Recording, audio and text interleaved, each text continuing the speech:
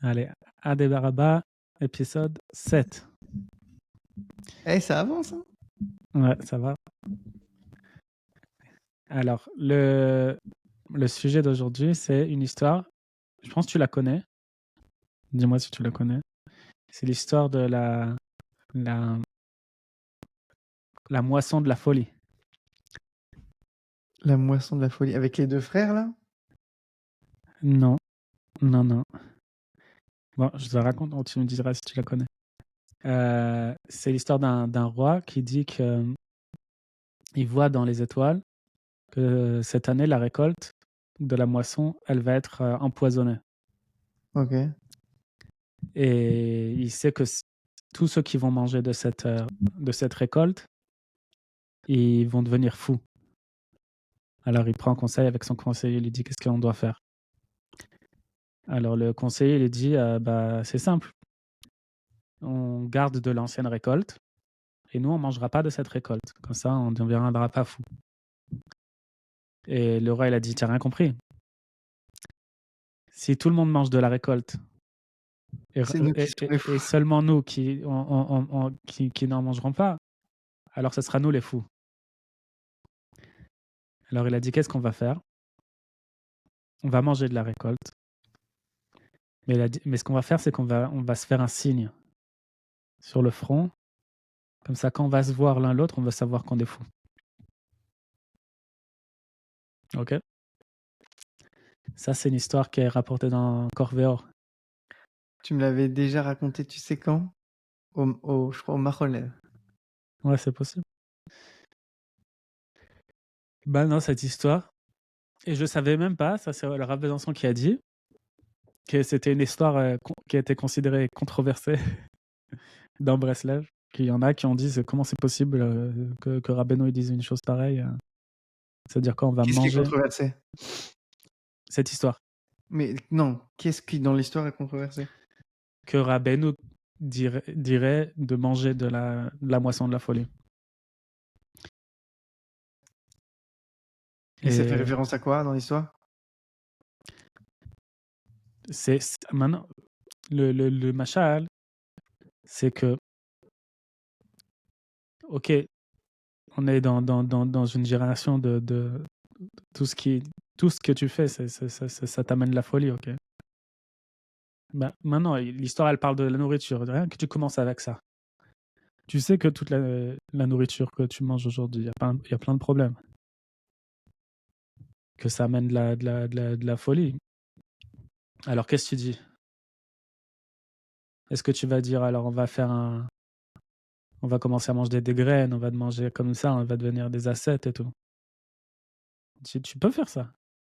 Mais maintenant, hein, dans l'histoire, ça sera toi qui vas devenir fou.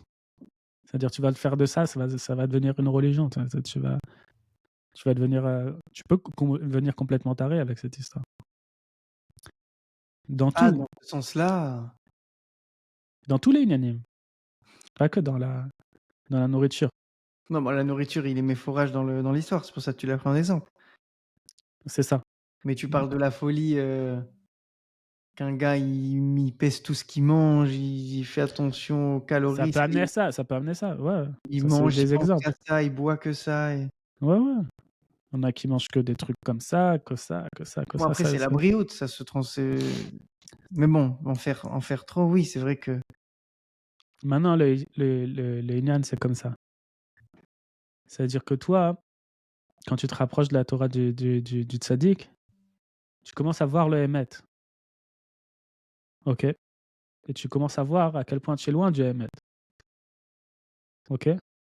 Et dans tous les inyanim, tu sais que ça, c'est pas comme ça que c'est censé être. Maintenant, tu sais que tu es comme ça. Tu sais que le monde, cette génération, elle est comme ça. Qu'est-ce que tu fais avec ça? Est-ce que tu commences à devenir... Ton micro, il a bougé.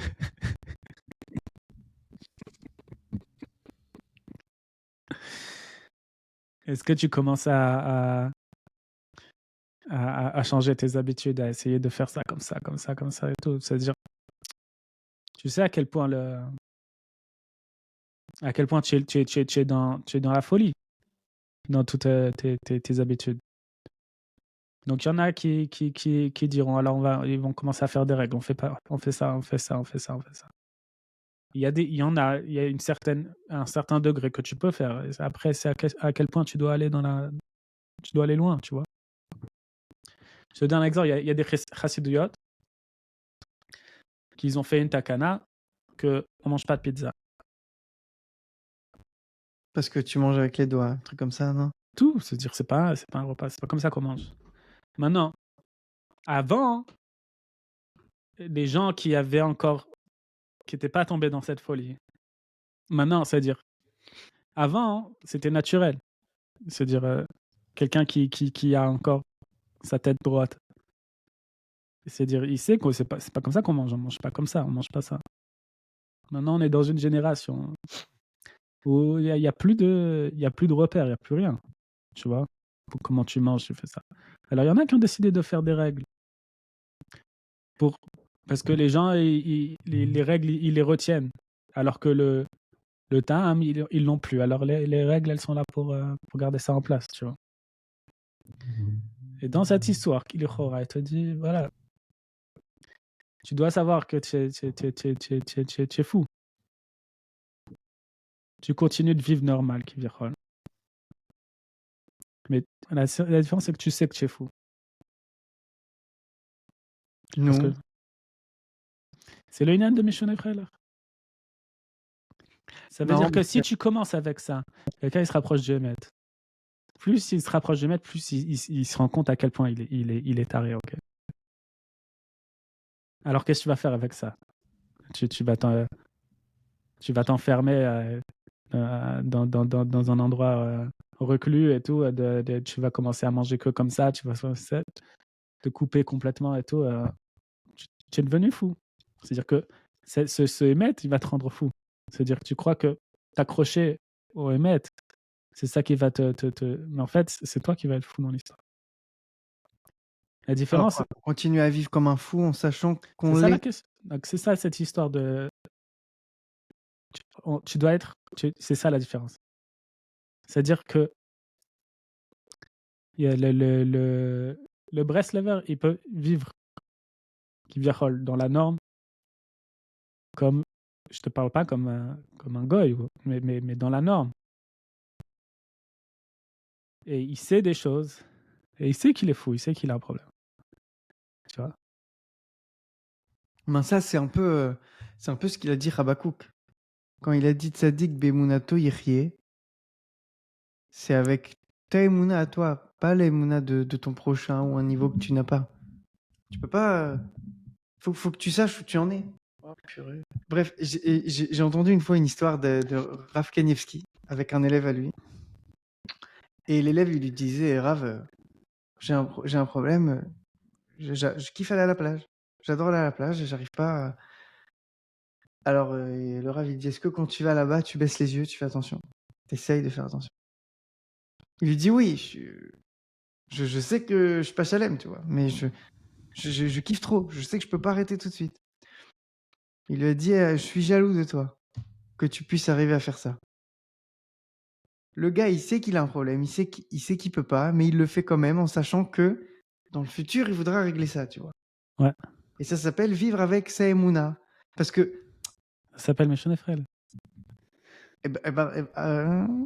c'est marrant parce que ce Shabbat, j'ai eu une discussion avec ma femme par rapport à ça, tu vois. On était en train de discuter dans un couple. Souvent, ça arrive que un des deux côtés, soit le mari, soit la femme, il a une élévation un peu plus grande que l'autre, tu vois, spirituellement. Et très souvent, dans la majorité des cas, ça fait des tensions, des conflits, l'un il fait des trucs, l'autre il n'arrive pas forcément à suivre, etc.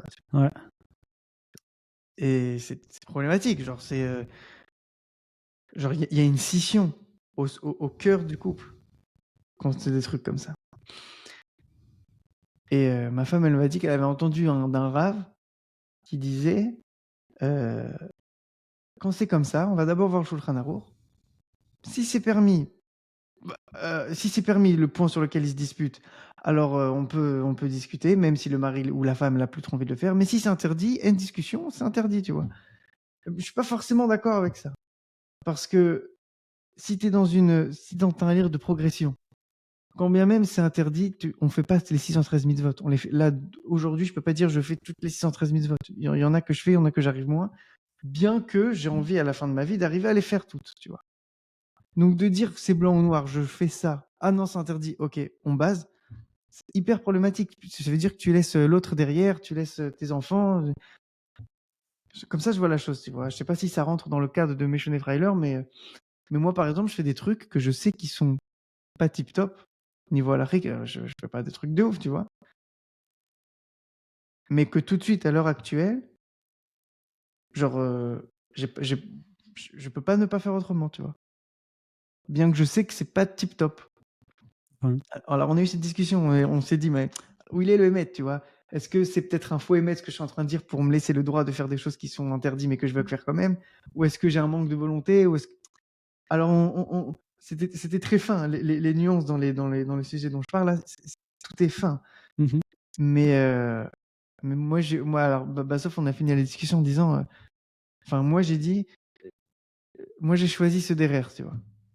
De savoir à peu près où je me situe et de marcher en fonction de ça, sans forcément trop regarder textuellement noir et blanc, qu'est-ce qui est permis, qu'est-ce qui est interdit. Bien que je le regarde, je sais que c'est permis ou interdit, mais je m'accroche pas de manière... euh, T'as compris ce que je veux dire? Ouais. Mais c'est ça le Inyan. C'est-à-dire qu'il y a un écart entre ce que tu sais et ce Est-ce que que tu tu es? fais, Est-ce que tu... et là où tu es. Ouais. Ça veut dire qu'il y a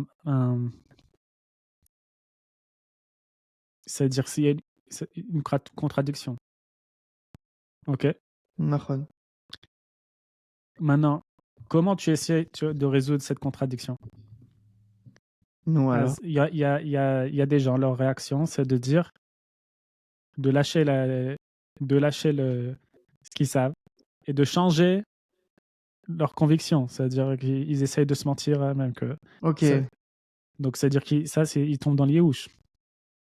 Ils savent qu'ils peuvent pas Euh, faire ce qu'ils savent qui est. Non, c'est pas dans les houches. Ça s'appelle du yéhouch. Ça s'appelle du yéhouch parce qu'il dit laisse tomber. C'est-à-dire je peux pas le faire. Je sais que c'est ça le émettre, je peux pas le Ok. faire. Alors il laisse tomber. Ok. L'autre il dit allez, je vais faire le bout, je vais aller au bout. Et c'est comme ça, et c'est noir et blanc, et tu tapes du poing et tu fais Là, comme c'est du ça, suicide. et tu vas au brute force, ok? Ouais, c'est du suicide, ça. Et donc ça aussi, ça c'est du ribouille or.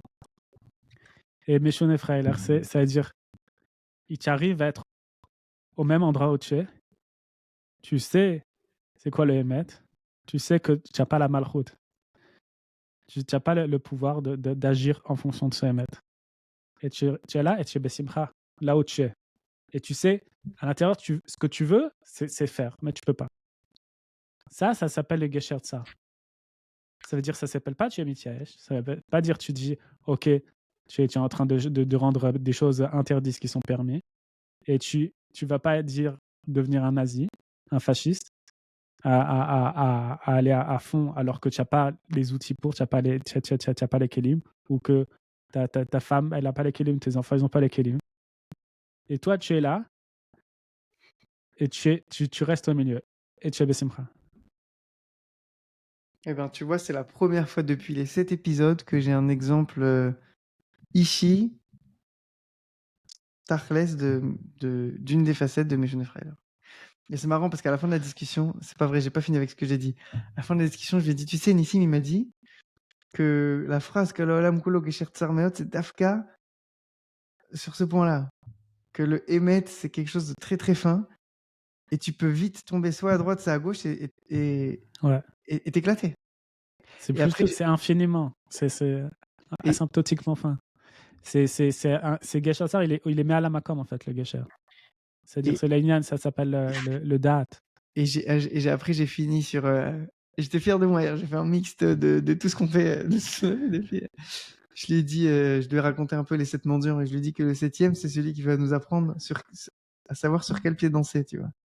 Ce Inyan de Rikoud et c'est quoi la danse. Bekitso. C'est ça, c'est une danse. Mais tu sais Tu quoi? vas devoir danser entre ce que tu sais et ce que tu fais. Après cette discussion, que je sais que j'ai suivi ce truc, tu vois. Dans ma tête, je veux suivre ce chemin-là et je m'efforce de l'appliquer. Mais il y a toujours cette petite voix qui dit: «Ouais, mais tu te mens à toi-même, regarde, tu sais que c'est interdit et je suis tiraillé là», tu sais?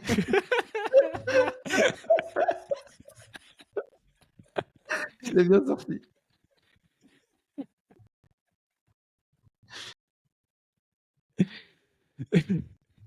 Très bien. Non, Bémet, tu tiraillé, tu te dis tout le temps, tu te dis: Je suis dans le vrai, je suis dans le faux, je suis dans le vrai, je suis dans le faux. Ah, peut-être oui, peut-être non». Je veux dire, le Rav Ifra, il dit tout le temps, ton, pour mesurer, parce que tout le temps, tu dis, je suis peut-être trop à gauche. Après, tu dis, je suis peut-être trop à droite, parce que même quand tu sais ça, comment tu sais mesurer? Il te Non. dit, ton unité de mesure, c'est ta simcha, et la simcha de ta femme et tes enfants. C'est-à-dire, quand tu es besimcha, tu sais que tu vas pas trop vite. Et aussi, tu vas pas trop lentement non plus. Ça marche dans les deux sens, en fonction de ta simcha. En général, il faut faire attention de ne pas aller trop vite. Parce que ton ratson, il est très très fort. Il est trop fort. Tu as trop envie de bien faire, en général. Et après, le mec, même tu crois, le mec, il se met plus à gauche. Mais en fait, c'est la cause de sa position, c'est en général parce qu'il veut trop. Comme il veut trop, alors il tombe aussi dans le Yehush. Et donc, il laisse tomber. C'est-à-dire, c'est un gâcheur de ça, c'est ça le Union. Mais le Ika, là, c'est ce signe-là qu'ils ont sur la tête. C'est-à-dire, tu te regardes l'un l'autre et tu sais c'est quoi le. Tu sais que tu as un problème. Si tu sais, tu es à des années-lumière, tu es à des années-lumière de. Même si tu vois dans quel état je suis, ok? Dans quel état tu es. Mais ta tête, tu sais que c'est pas là que tu veux être. Et ça, c'est l'écart. Tu vois, écrit dans Shirachirim, Shchorani Benava. Ok, je suis noir, ok? Mais je suis belle. Elle dit, je suis dans cet état-là, je suis dans cette crasse. Mais la différence, c'est que je sais dans quel état je suis. Donc, je suis à des années-lumière. C'est-à-dire, c'est ça qu'il te demande, Hachem. Et c'est dans ce contexte-là, d'Afka, que c'est l'importance de la tfila. D'accord? Que tu peux pas faire, alors tu pries. Ok, on considère que tu as fait. D'accord. Mais je te dis, même, par exemple, techniquement parlant, ok? Tu peux pas faire. Tu pries, ok? C'est-à-dire, tu as mis ta signature sur ta kavana, sur ton ratson, sur ta volonté. Et ça veut dire, tu as une preuve. Après, quand tu vas arriver au Beldin Shelma, là, ils vont te dire, alors, quelles étaient tes intentions? Ah, j'ai exprimé mes intentions. C'est ça que je veux. J'étais là, je suis dans cet état-là. Je veux pas. Je veux pas. Ça, c'est je te dis le terme le plus bête, tu vois, le plus simple. Juste, tu dis, c'est ça que tu veux, c'est ça que tu veux pas. Tu exprimes ça. Ça change tout. Ça change tout. Et tu essaies de Yehovah, Kviachol. Pas qui viachol. En disant ta position. C'est ça ce qu'il dit. C'est qui a. Je crois que c'est Rabbi Nathan qui a dit ça sur l'écouté de Philote. Il a dit un truc de ouf. C'est une bombe atomique ce qu'il a dit. Il a dit: à cause de moi que j'ai sorti ce livre, il y aura une accusation sur tout celui qui ne l'aura pas lu. Je sais Sur pas chaque si. jour dans Attention, lequel. faut être médaillac dans les mots. Ouais. Mais c'était dans l'introduction de l'écouté de Philote. Il a dit que lui, il est makpid. Ouais, tu donneras des cheshbon. sur celui que tous les jours que tu n'as pas fait Alors Avarouche, il explique, il dit mais quel rapport, il fait pas partie des 113 mitzvot, il y a pas de truc. Ouais, en plus, il nous manque des kitrogim. Ouais, alors il dit c'est quoi le Inyan? Il dit que vu que Akol Taloui Baratson, et que c'est vrai que Baprati, ça fait partie d'une mitzvot, mais les mitzvot sans ça, c'est plus rien, c'est la base de tout, c'est ce qui enveloppe tout. Donc Bevada, que vu que ce livre, il a été conçu sur toute la, genre il y a une fila sur toute la Torah, quelque chose de Mourhan, prêt à l'emploi, prêt à l'usage, où tu peux Ouais. l'utiliser tous les jours, Bevada, que tu seras accusé si tu l'as pas utilisé. Ouais. C'est clé en main. Exactement. On t'a donné tout. J'avais C'est comme pris si... moi, sur moi, enfin, j'aime pas ce terme prendre sur soi, mais j'avais commencé à partir de ce Rosh Hashanah une fila tous les jours. Entière. Une Yom, tu sais, c'est Merkoula que les filles Yom Hashanah. Ouais. Et comme tout, j'ai raté. Et j'ai raté un jour, 2 jours, 3 jours. Et là, j'ai pas fait mes Shoney Freiler. J'ai raté un jour, 2 jours, 3 jours. J'ai fait, j'ai 3 jours de retard. Moi, vas-y, c'est mort, flemme. Ah, parce que tu fais d'après la date. Ouais, alors que j'aurais dû dire, ça va, j'ai raté 3 jours, je Je te dis, continue. moi, ma technique, c'est Milekhatri, là, je vais jamais d'après la date. Bah, c'est une très bonne technique. Je pense que tous les Sfarim qui sont Merkoula que les filles Yom, c'est la pire chose à faire. Soit t'es un robot Ashkenaz et tu sais taper dans le mur, soit Tu sais où j'en suis, Rock Israël. à Vayera. Je sais.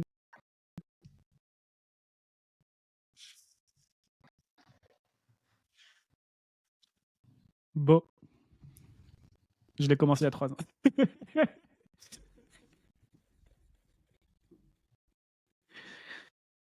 Ouais. Mais je suis content, j'ai avancé. Non, parce que je l'avais commencé. Et après, j'ai arrêté. Mais tu gardes le marque-page, tu vois. Et tu recommences de là où tu étais. Il ne faut jamais rentrer dans ces unanimes-là de la date. Et je te dis, comme ça, j'ai réussi à finir le Rock Breslev grâce à ça. Le Ravarous, il dit, il rapporte un truc qu'il a dit à Rabbi Nachman, que j'ai kiffé ma tête. Il dit, si tu es en train d'apprendre quelque chose, une Ezechorma, Itnahagut, ou un Emet qui te touche, et au milieu de ça, tu apprends l'existence d'un autre Emet qui te touche beaucoup plus, qui va te faire propulser dans ta avoda, qui va te faire changer la vie, tu le sais, et qui t'intéresse beaucoup plus à étudier. Il dit, Beshum panim beofen, tu y vas le toucher. Tu finis ce que tu as commencé. Parce que si c'est vrai, Béhémet, que ce Béhémet, il est beaucoup plus grand, qui te dit que tu trouveras pas un autre encore plus grand? Et que Besofo Sheldavar, à la fin de ta vie, tu n'auras rien. Tu auras commencé 10% de 1 milliard de trucs. Finis ce que tu as à faire, ce que tu as commencé, et ensuite tu prends un nouveau truc. Tu vois. Et ça, pour moi, c'est un conseil, mais c'est de l'or ce conseil. Combien de fois dans ma vie, moi, j'ai commencé un livre, et j'ai trouvé un autre, et j'ai trouvé un autre. Et j'avais 15 livres, j'en ai fini aucun. Aucun. C'est comme ils avaient mis il y avait un poste. Je voyais un enfant avec. Il y avait plein de pommes. Et il a donné un croc dans chaque pomme. Ils avaient dit moi et mes cours Udemy.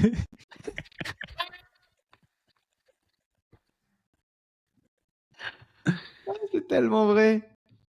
Ouais, c'est moi et ma bibliothèque. Un petit croc dans chacun. Au moins, tu as goûté à tout. Ah, je suis à Une fois, Chamiazan. mon fils, il m'a fait un truc. J'étais par terre de rire. J'ai pris un l'écart de ça, tu vois. Je lui ai donné une banane. Il a commencé à la croquer. Ensuite, il vient me voir en pleurant. Je dis, qu'est-ce que t'as? Il me dit, elle est croquée, je veux une entière. Je lui dis, mais c'est toi qui l'as croquée.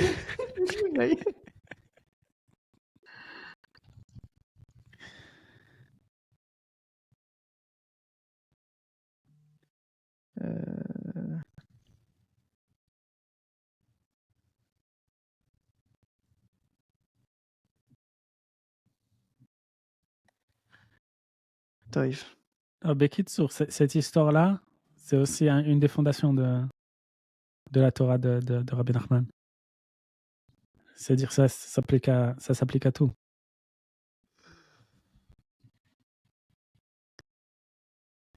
Il faut revenir dans ça. C'est-à-dire, Comment tu arrives à vivre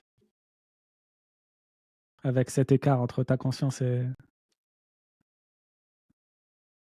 tu vois cette histoire si tu as pas ça, hein.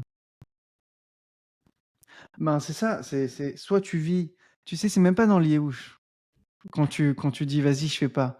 C'est dans l'extinction, dans l'endormissement. Tu te dis bon, je peux pas trop faire, Animi Talem, je suis plus trop au courant, je vis ma vie, j'essaye de faire plus, moins.